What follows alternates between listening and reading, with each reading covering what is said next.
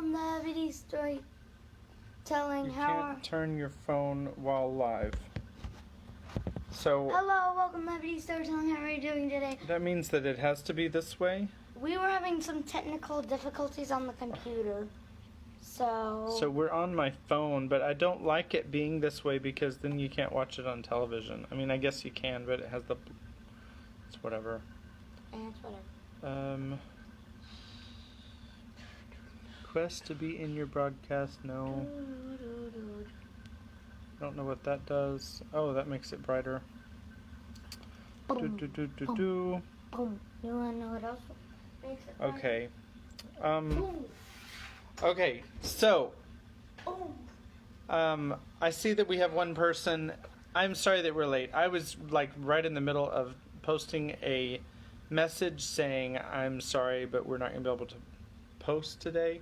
But then I got this crazy idea that I could use the live stream on my phone, Yeah. which I've never actually done before, but apparently you can't make it sideways on your phone. Hi, Granny Bear. Hi, Granny Bear. Which I'm not really sure why that is the case. But anyway, so We are going to be reading the Bible, then we are going to be doing the synopsis, then we are going to be reading Ben-Hur. Kim's not doing the synopsis. we will do a synopsis nonetheless. Yeah, we are going to be doing a synopsis from my dad here. So, we are going to be... Okay, I was just... Look at that. We can watch ourselves Yeah. on the computer when the phone is right there. Maybe. What? No. We don't need to do that. But, No. I was just going to say, if you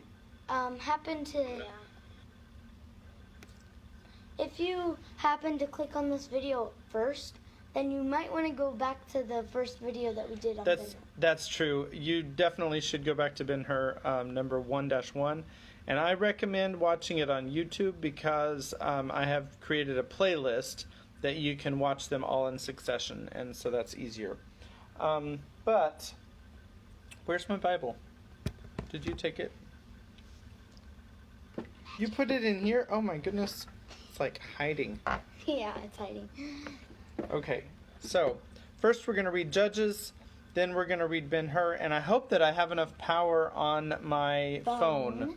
So that is a possibility. Okay, so we're going to read Judges. This is starting the story of Samson, sorry. Yes, chapter 13. And the people of Israel again did what was evil in the sight of the Lord. So the Lord gave them into the hand of the Philistines for 40 years. There was a certain man of Zorah, of the tribe of the Danites, whose name was Manoah, and his wife was barren and had no children. And the angel of the Lord appeared to the woman and said to her, Behold, you are barren and have not borne children, but you shall conceive and bear a son. Therefore be careful, and drink no wine or strong drink, and eat nothing unclean. For behold, you shall conceive and bear a son. No razor shall come upon his head, for the child shall be a Nazarite to God from the womb, and he shall begin to save Israel from the hand of the Philistines. Notice he said, shall begin to save Israel from the hand of the Philistines. Then the woman came and told her husband, A man of God came to me, and his appearance was like the appearance of the angel of God, very awesome. I did not ask him where he was from, and he did not tell me his name. But he said to me, Behold, you shall conceive and bear a son. So then, drink no wine nor strong drink, and eat nothing unclean, for the child shall be a Nazarite to God from the womb to the day of his death. Then Manoah prayed to the Lord and said, O Lord, please let the man of God whom you sent come again to us and teach us what we are to do with the child who will be born. And God listened to the voice of Manoah, and the angel of God came again to the woman as she sat in the field, but Manoah her husband was not with her. So the woman ran quickly and told her husband, "Behold, the man who came to me the other day has appeared to me." And Manoah arose and went after his wife and came to the man and said to him, "Are you the man who spoke to this woman?" And he said, "I am." And Manoah said, "Now, when your words come true, what is to be the child's manner of life, and what is his mission?" And the angel of the Lord said to Manoah, "Of all that I said to the woman, let her be careful. She may not eat of anything that comes from the vine, neither let her drink wine or strong drink, or eat any unclean thing. All that I commanded her, let her observe."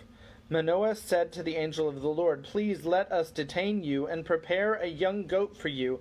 And the angel of the Lord said to Manoah, "If you detain me, I will not eat of your food. But if you prepare a burnt offering, then offer it to the Lord." For Manoah did not know that he was the angel of the Lord. And Manoah said to the angel of the Lord, "What is your name, so that when your words come true, we may honor you?" And the angel of the Lord said to him, "Why do you ask my name, seeing it is wonderful?"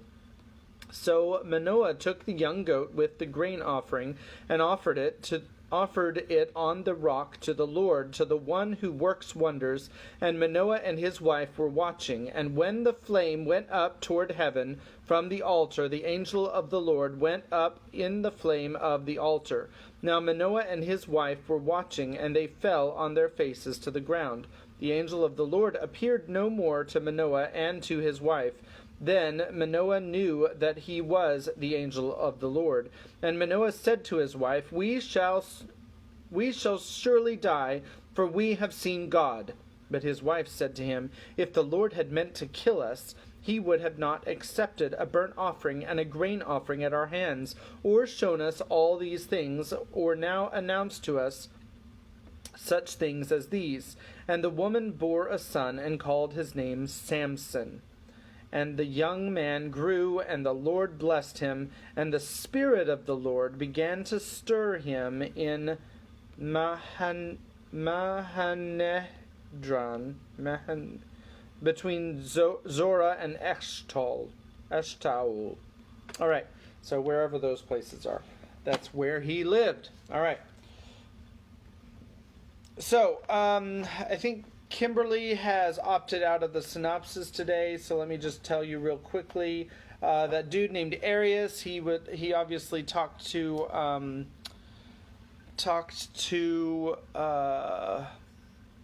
I'm getting Circle of Death on my computer. Is anybody else doing that? Let me know in the comments. All right, so yeah. Okay, control. This is distracting me. Okay, so anyway, the dude named Arrius talked to Ben-Hur for a little bit, and he found out that Ben-Hur's, or Judah or whatever, he found out who he was and that he's a decent human being. And then, so after a while, turn that off. All right, because that's distracting. So after a while, he went back and he kept rowing, and then they got in a battle, and Arrius decided not to chain Ben-Hur up with the rest of the slaves, and I think that's basically it, really. I mean, there's a lot of details. As far as the details go, that is something you can listen to yesterday's commentary that I gave on the details about this being a very meticulous time in the history of writing, in which they were doing archaeology and all that. So anyway, I elaborated on that some more yesterday, so if you want to, you can go back and watch yesterday's video. This is chapter 5, the sea fight, and chapter 6, Arrius adopts Ben-Hur.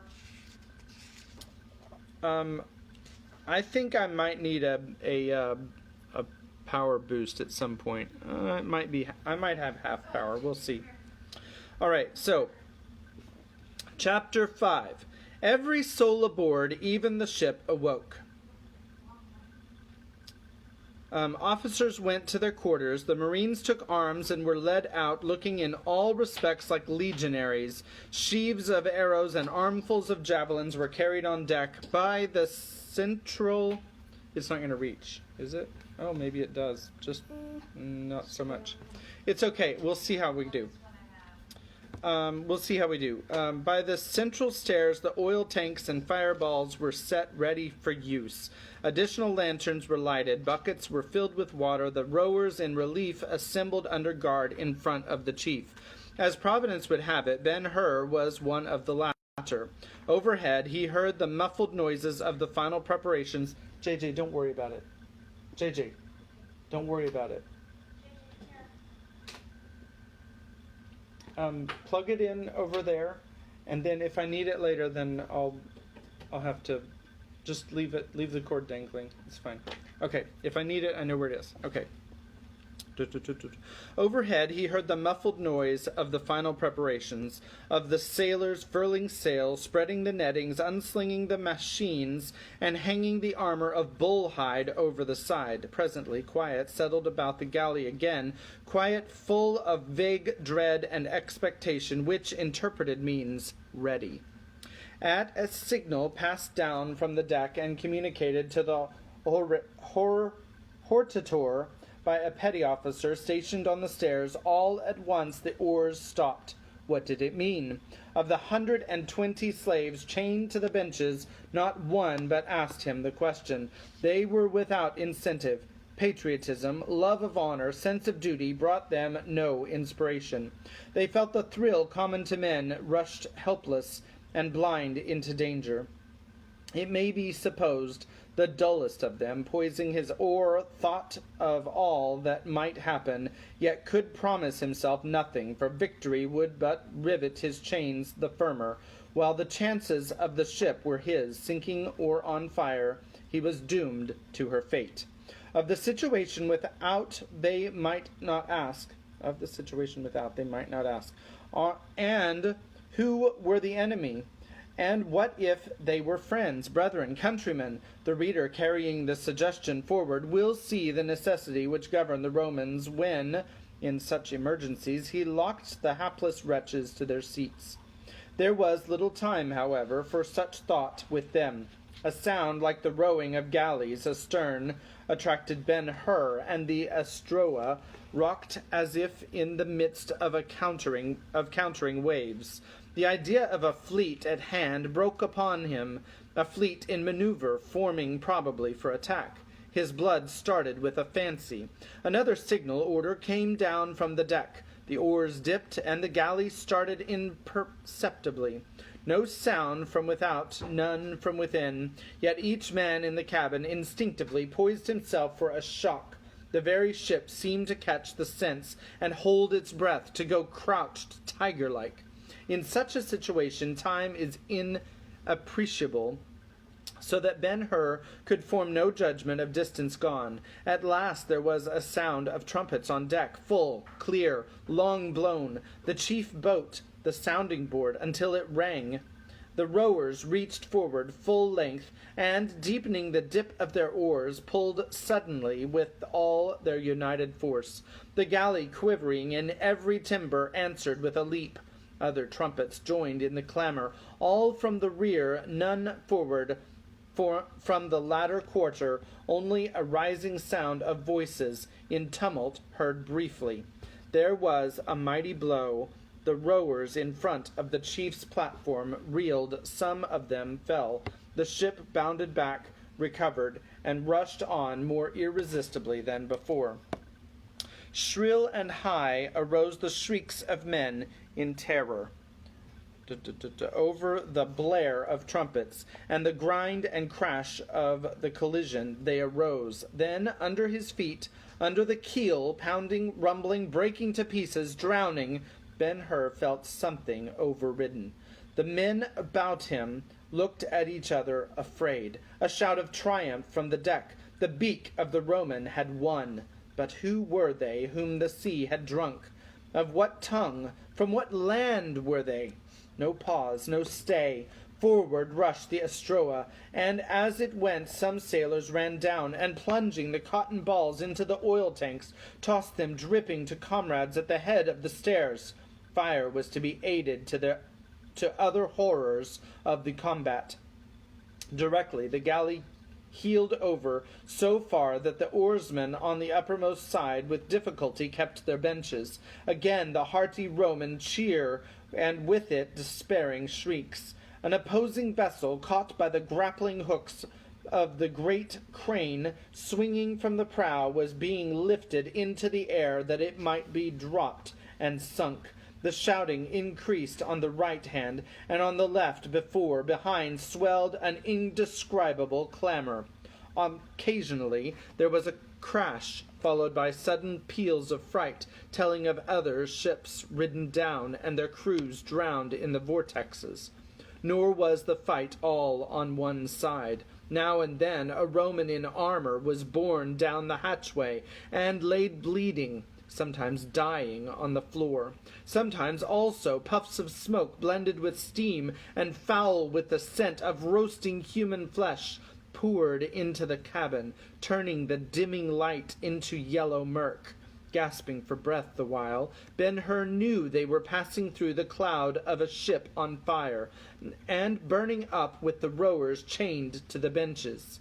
The Astroa all this time was in motion. Suddenly she stopped. The oars forward were dashed from the hands of the rowers, and the rowers from their benches. On deck, then, a furious trampling, and on the sides a grinding of ships, foul of each other.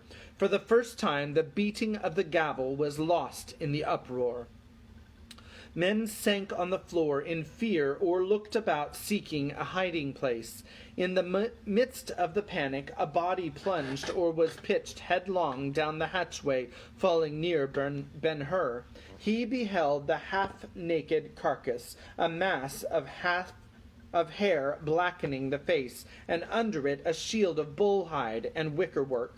A barbarian from the white-skinned nations of the north, whom death had robbed of plunder and revenge. How came he there? An iron hand had snatched him from the opposing deck. No, the Astroa had been boarded. The Romans were fighting in their own deck. A chill smote the young Jew. Arrius was hard-pressed. He might be defending his own life. If he should be slain, God of Abraham forfend. The hopes and dreams so lately come, were they only hopes and dreams? Mother and sister, house, home, Holy Land, was he not to see them after all? The tumult thundered above him. He looked around in the cabin. All was confusion. The rowers on the benches paralyzed, men running blindly hither and thither. Only the chief on his seat imperturbable, vainly beating the sounding board and waiting the order of the tribune. In the red murk, illustrating the matchless discipline which had won the world. The example had a good effect upon Ben-Hur. He controlled himself enough to think. Honor and duty bound the Roman to the platform, but what had he to do with such motives then? The bench was a thing to run from, while if he were to die a slave, who would be the better of the sacrifice? With him living was duty, if not honor. His life belonged to his people. They arose before him, never more real. He saw them, their arms outstretched. He heard them imploring him, and he would go to them. He stopped. Alas, a Roman judgment held him in doom. While it endured, escape would be profitless. In the wide, wide earth there was no place in which he would be safe from the imperial demand. Upon the land none, nor upon the sea, whereas he required freedom according to the forms of law, so that only could he abide in Judea and execute the filial purpose to which he would devote himself. In other land he would not live. Dear God, how he had waited and watched and prayed for such a release, and how it had been delayed. But at last he had seen it in the promise of the tribune. What else the great man's Meaning, what else the great man's meaning? And if the benefactor, so belated, should now be slain, the dead come not back to redeem the pledges of the living. It should not be. Arrius should not die. At least, better perish with him than survive a galley slave. Once more Ben-Hur looked around. Upon the roof of the cabin the battle yet beat. Against the sides of the hostile vessels yet crushed and grided. On the benches the slaves struggled to tear loose from their chains, and finding their efforts vain, howled like madmen. The guards had gone upstairs, discipline was out, panic in. No, the chief kept his chair, unchanged, calm as ever, except the gavel, weaponless. Vainly with his clangor he filled the lulls in the din. Ben-Hur gave him a last look, then broke away, not in flight, but to seek the tribune. A very short space lay between him and the stairs of the hatchway aft. He took it with a leap and was halfway up the steps, up far enough to catch a glimpse of the sky blood red, I don't know how I got that, with fire, of the ships alongside, of the sea covered with ships and wrecks, of the fight closed in about the pilot's quarter, the assailants many, the defenders few, when suddenly his foothold was knocked away, and he pitched backward. The floor, when he reached it, seemed to be lifting itself and breaking to pieces. Then, in a twinkling, the whole after part of the hull broke asunder, and, as if it had all the time been lying in wait, the sea, hissing and foaming, leapt in, and all became darkness and surging water to Ben-Hur. It cannot be said that the young Jew helped himself in this stress. Besides his usual strength, he had the indefinite extra force which nature keeps in reserve for just such perils to life. Yet the darkness and the whirl and roar of water stupefied him. Even the holding his breath was involuntary. The influx of the flood tossed him like a log forward into the cabin, where he would have drowned but for the refluence of the sinking motion. As it was, fathoms under the surface, the hollow mass vomited him forth, and he arose along with the loosed debris. In the act of rising, he clutched something and held to it. The time he was under seemed an age longer than it really was. At last he gained the top with a great gasp. He filled his lungs afresh, and tossing the water from his hair and his eyes, climbed higher upon the plank he held, and looked about him. Death had pursued him closely under the waves. He found it waiting for him when he was risen, waiting multiform. Smoke lay upon the sea like a semi-transparent fog, through which here and there shone cores of intense brilliance. A quick intelligence told him that the ships were on fire. The battle was yet on, nor could he say who was victor. Within the radius of his vision, now and then ships passed, shooting shadows athwart lights. Out of the dun clouds farther on, he caught the crash of other ships colliding. The danger, however, was closer at hand. When the Astra went down, her deck, it will be recollected, held her own crew and the crews of the two galleys which had attacked her at the same time, all of whom were engulfed. Many of them came to the surface together, and on the same plank or support or whatever kind continued the combat, began possibly in the vortex fathoms down, writhing and twisting in deadly embrace, sometimes striking with sword or javelin. They kept the sea around them in agitation, at one place inky black, at another aflame with fiery reflections. With their struggles he had nothing to do. They were all his enemies, not one of them but would kill him for the plank upon which he floated. He made haste to get away. About that time he heard oars in quickest movement, and beheld a galley coming down upon him. The tall prow seemed doubly tall, and the red light playing upon its gilt and carving gave it an appearance of snaky life. Under its foot the water churned to flying form. He struck out, pushing the plank with which was very broad and unmanageable. Seconds were precious. Half a second might save or lose him. In the crisis of the effort, up from the sea, within arm's reach, a helmet shot like a gleam of gold. Next came 2 hands with fingers extended. Large hands they were, and strong. Their hold, once fixed, might not be loosed. Ben-Hur swerved from them, appalled. Up rose the helmet, and the head it encased. Then 2 arms which began to beat the water wildly. The head turned back and gave the face to the light. The mouth gaping wide, the eyes open but sightless, and the bloodless pallor of a drowning man. Never again more ghastly. Yet he gave a cry of joy at the sight, and as the face was going under again, he caught the sufferer by the chain which passed from the helmet beneath the chin and drew him to the plank. The man was Arrius, the tribune. And here is a picture of him pulling that man with the ships burning in the distance, and he's pulling the man, I guess, to a shore, because he's mostly out of the water, so it must be to a shore. All right.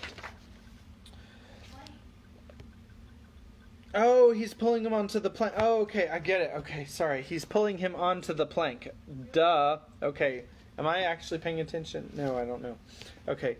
For a while the water foamed and eddied violently about Ben-Hur, taxing all his strength to hold to the support and at the same time keep the Roman's head above the surface. The galley had passed, leaving the 2 barely outside the stroke of its oars. Right through the floating men, over heads helmeted as well as heads bare, she drove in her wake, nothing but the sea sparkling with fire. A muffled crash, succeeded by a great outcry, made the rescuer, look again from his charge. A certain savage pleasure touched his heart. The Astroa was avenged. After that, the battle moved on. Resistance turned to flight. But who were the victors? Ben-Hur was sensible how much his freedom and the life of the tribune depended upon that event. He pushed the plank under the ladder until it floated him, after which all his care was to keep him there. The dawn came slowly. He watched it growing hopefully, yet sometimes afraid. Would it bring the Romans or the pirates? If the pirates, his charge was lost. At last morning broke in full, the air without a breath. Off to the left he saw the land, too far to think of attempting to make it. Here and there men were adrift like himself. In spots the sea was blackened by charred and sometimes smoking fragments. A galley up a long way was lying to, with a torn sail hanging from the tilted yard, and the oars all idle. Still farther away he could discern moving specks which he thought might be the ships in flight or pursuit, or they might be white birds awing. An hour passed thus. His anxiety increased. If relief came not speedily, Arrius would die. Sometimes he seemed already dead, he lay so still. He took the helmet off, and then, with great difficulty, the cuirass. The heart he found fluttering. He took hope at the sign, and held on. There was nothing to do but wait, and after the manner of his people, pray. Chapter 6 is called Arrius Adopts Ben-Hur. The throes of recovery from drowning are more painful than the drowning. These Arrius passed through, and at length, to Ben-Hur's delight, reached the point of speech. Gradually, from incoherent questions as to where he was, and by whom and how he had been saved, he reverted to the battle.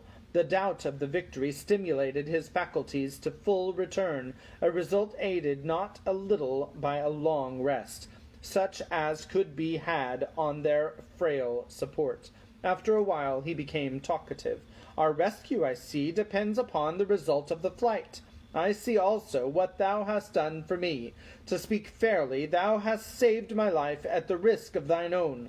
I make the acknowledgment broadly, and whatever cometh, thou hast my thanks. More than that, if fortune doth but serve me kindly, and we get well out of this peril, I will do thee such favour as becometh a Roman who hath power and opportunity to prove his gratitude. Yet it is to be seen if, with thy good intent, thou hast really done me a kindness, or rather, speaking to thy good will, he hesitated, I would exact of thee a promise to do me, in a certain event, the greatest favour one man can do another, and of that let me have thy pledge now. If the thing be not forbidden, I will do it, Ben-Hur replied. Arrius rested again. Art thou indeed a son of Hur, the Jew? He next asked. It is as I have said. I knew thy father. Judah drew himself nearer, for the tribune's voice was weak. He drew nearer and listened eagerly. At last he thought to hear of home. I knew him and loved him, Arrius continued. There was another pause, during which something diverted the speaker's thought. It cannot be, he proceeded, that thou, a son of his, hast not heard of Cato and Brutus. They were very great men, and never as great as in death. In their dying they left this law. A Roman may not survive his good fortune. Art thou listening? I hear. It is a custom of gentlemen in Rome to wear a ring. There is one on my hand. Take it now.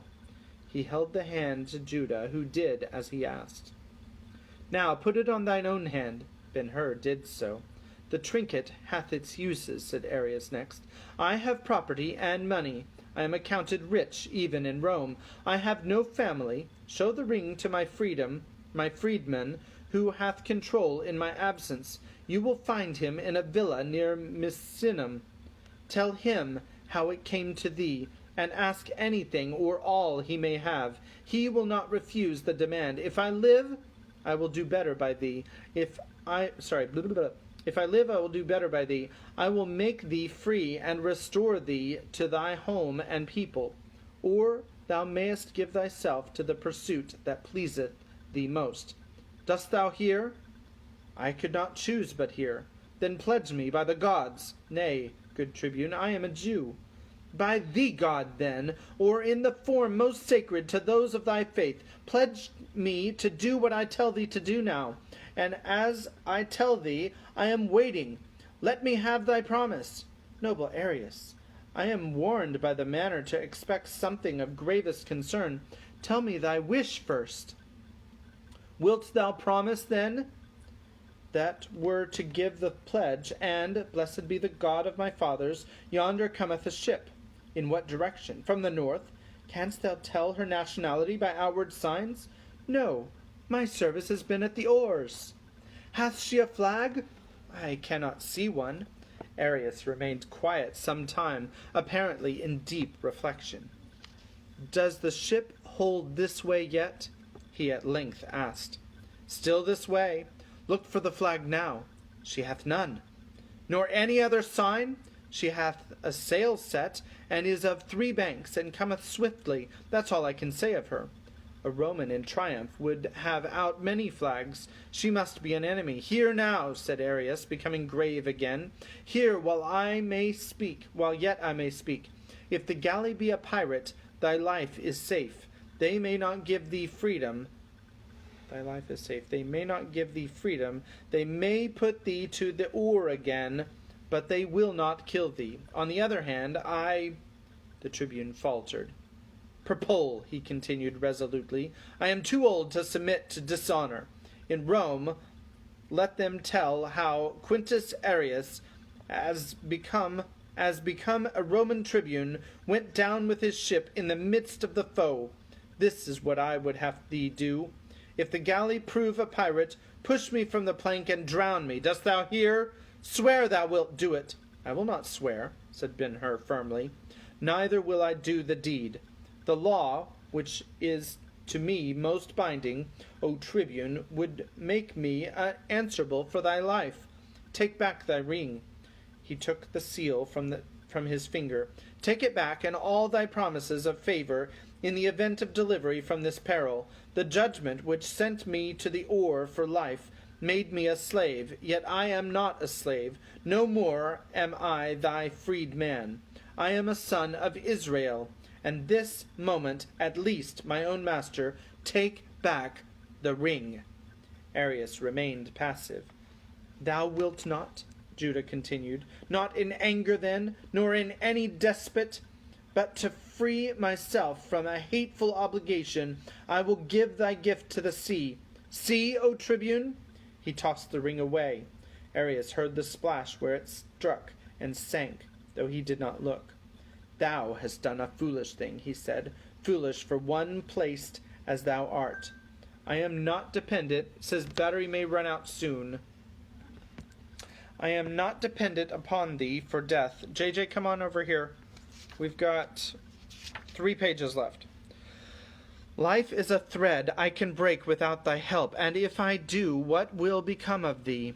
Men determined on death prefer it at the hands of others, for the reason that the soul which Plato giveth us is rebellious at the thought of self-destruction. That is all.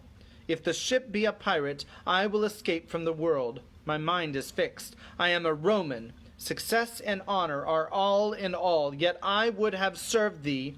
Thou wouldst not. The ring was the only witness of my will available in this situation. We are both lost. I will die regretting the victory and glory wrested from me. Thou wilt live to die a little later, mourning the pious duties undone because of this folly. I pity thee." Ben-Hur saw the consequences of his act more distinctly than before, yet he did not falter. "In the 3 years of my servitude, O tribune, thou wert the first to look upon me kindly. No, there was another." The voice dropped, the eyes became humid, and he saw plainly, as if it were then before him, the face of the boy who helped him to a drink by the old well at Nazareth. "At least," he proceeded, "thou wert the first to ask me who I was, and if, when I reached out and caught thee, blind and sinking the last time, I, too, had thought of the many ways in which thou couldst be useful to me in my wretchedness, still the act was not all selfish. This I pray you to believe. Moreover, seeing as God giveth me to know, the ends I dream of are to be wrought by fair means alone. As a thing of conscience, I would rather die with thee than be thy slayer. My mind is firmly set as thine, though thou wert to offer me all Rome, O tribune, and it belonged to thee to make the gift good. I would not kill thee. Thy Cato and Brutus were as little children compared to the Hebrew whose law a Jew must obey. But my request thy command would be of more weight, and that would not move me. I have said." Both became silent, waiting. Ben-Hur looked often at the coming ship. Arrius rested with closed eyes, indifferent. "Art thou sure she is an enemy?" Ben-Hur asked. "I think so," was the reply. "She stops and puts a boat over the side. Dost thou see her flag?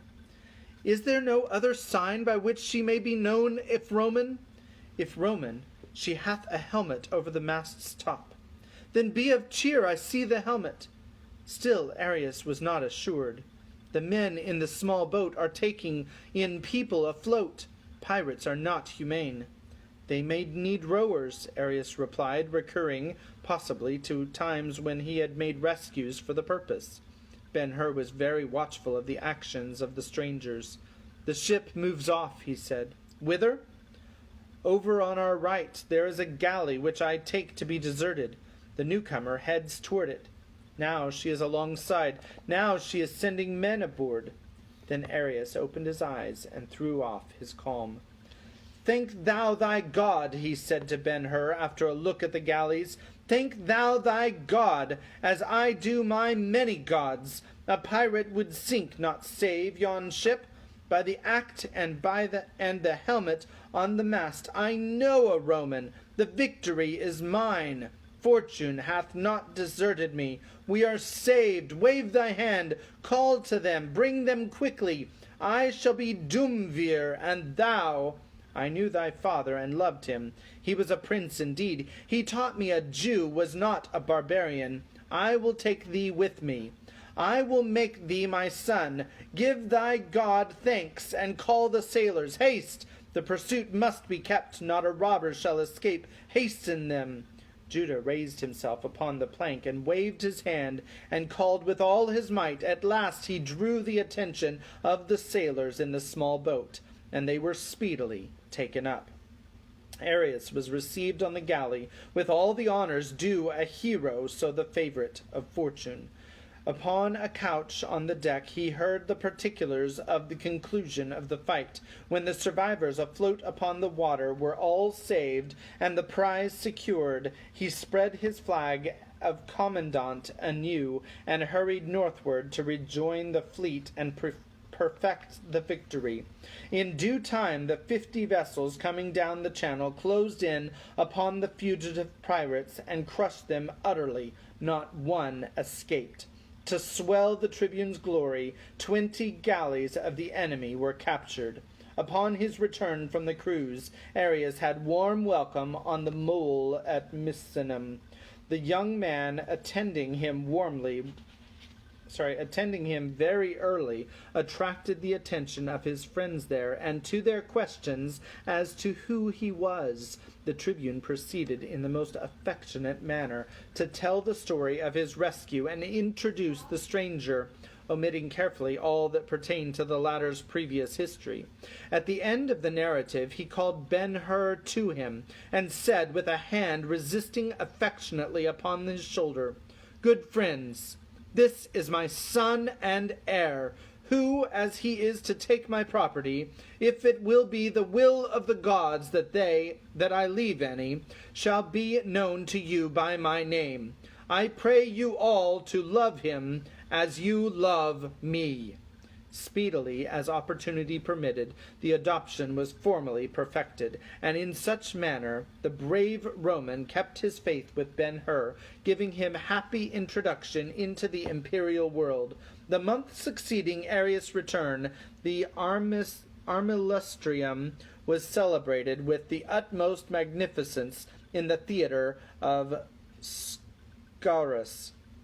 One side of the structure was taken up with military trophies, among which by far the most conspicuous and most admired were 20 prows, complemented by their corresponding aplustra, cut bodily from as many galleys, and over them, so as to be legible to the 80,000 spectators in the seats, was this inscription: "Taken from the pirates in the Gulf of Euripus, by Quintus Arrius, Duumvir." And here's the little picture at the very end of that chapter. And that is the end of book 3, and tomorrow we can start book 4. Leave a comment. Let me know if you like this cell phone setup. I'm not real crazy about the profile picture. Because I'm a traditionalist. So if it's all right with everybody, it might actually be easier in the long run to keep doing it this way. Otherwise, I am going to depart now before my phone cuts out and just like completely goes kaput. I hope that everyone is having a great evening and have a great weekend. God bless you, and we will see you again tomorrow where we get to start book 4.